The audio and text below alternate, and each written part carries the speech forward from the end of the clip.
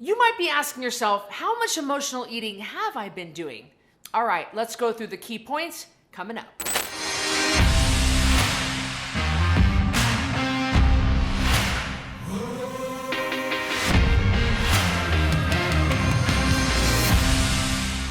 In this video, I'm going to tell you what counts as emotional eating. Then I'll walk you through identifying how often you emotionally eat. Finally, I'll reveal 3 simple ways you can stop your emotional eating in its tracks. I'm Cristy Code Red, author, entrepreneur, retired professional boxer, and I created a nutrition program that enables you to lose 10% of your body weight every month without shakes, pills, diet foods, or exercise. Yes, I teach people the proper human diet, which is real food, water, and sleep. It's what our ancestors have been eating for a millennia. It's not a diet, it's a lifestyle. I know you get sick of hearing that, but that's what I do.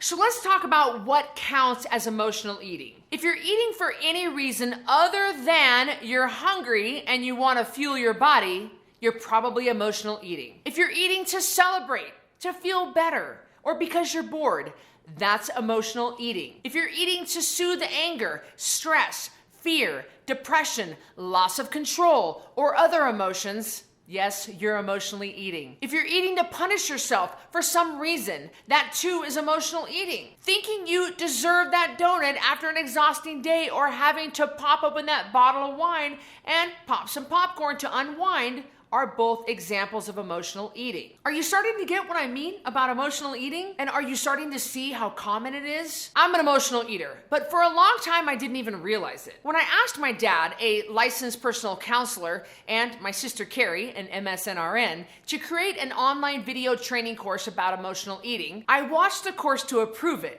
before offering it to my clients. And wow, that's when I learned I'm an emotional eater. Emotional eating can be triggered by almost anything. For me, taxes are one of my triggers. My CFO now handles paying my taxes, so I don't have to deal with it. Before I learned this about myself, I would get a call from my tax attorney, and I would immediately, like, he'd say, Cristy, I need to talk to you about your taxes, or Cristy, I need you to call me back. And I would just, like a zombie, walk right towards the kitchen and just start putting things in my mouth. I didn't taste it. I didn't even know what it was. I didn't care. I just started putting things in my mouth. Well, what I was doing was temporarily making myself sick to take my mind off of whatever the heck my tax attorney was gonna throw on me. As a part of me dealing with that trigger, I'd hired a CFO to handle all this stuff. I did not want to handle it. I don't do well with that stuff. Another trigger of mine is when someone on my program falls off the wagon. I used to mindlessly just head right to the fridge. It bothers me so much when I see somebody that I helped lose a bunch of weight gain it back. I'll see them at the Costco food court, or I'll see them in the mall, or I'll see them at the 7-Eleven, and I'm just so sick. I feel so sick when I see that. I'm so disappointed and sad. And it just really throws me off my game. Another trigger for me is having to fire an employee. I mean, it's not my favorite thing to do. I love my employees. I don't want to do that. But sometimes that's just part of being a boss, I guess. And it just causes me to want to go off the deep end. And of course, this is me filling my stomach with food and toxic levels of sugar in order to temporarily get my mind off whatever the heck I'm going through at that moment.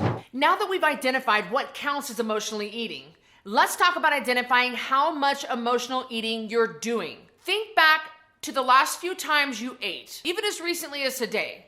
Now think about why you ate. Was it because your body was sending you hunger signals to tell you that it needs more fuel? Or were you not actually physically hungry? Whatever the answer is, don't judge yourself. We're just gathering some information right now, okay? If you ate for any other reason other than physical hunger, you probably had some emotional eating going on. I want to eat with my family is an emotional reason to eat. I had a stressful day is an emotional reason to eat. I got a promotion and I want to celebrate is an emotional reason to eat. Well, it's date night. Well, that's an emotional reason to eat.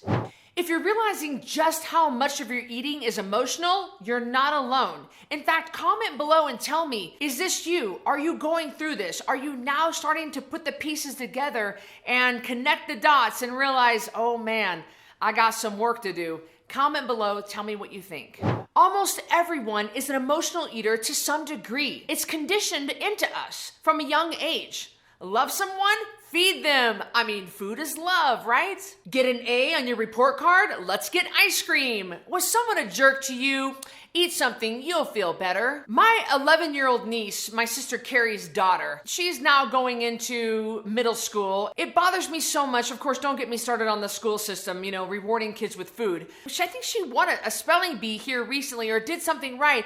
And the teacher gave her a king-size Baby Ruth. I mean, it was this big. It had 77 grams of sugar in it. And here you're giving this to a kid who is going to be bouncing off the walls as soon as they get that sugar in them. It's just crazy to me. And then you wonder why these kids can't sit still and they're acting out during school. Why are we rewarding our kids with food and sugar? Why are we saying that to them? We're conditioning them to believe this, and we're reinforcing it at school. It's really causing the parents to have to fight this uphill battle. I mean, the deck is stacked against us when the education system can't even get on board with this. Eating is also the second most intimate thing we do with our bodies, outside of intimacy.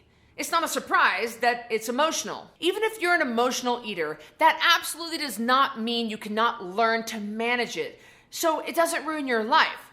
The first step is to remind yourself that food is fuel. It doesn't mean you can't enjoy your food, it just means that you eat to fuel your body. Next, when you feel the urge to eat, stop and listen to your body.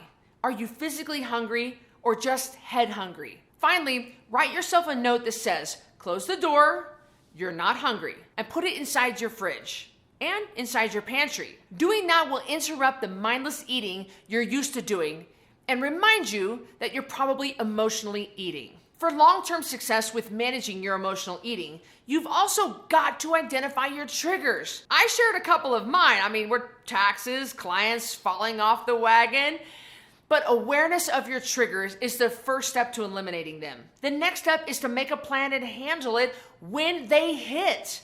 For me, getting out of the house, I walk my dogs, even if it means I go to the gym at 8 p.m. at night. I got to stay out of the kitchen.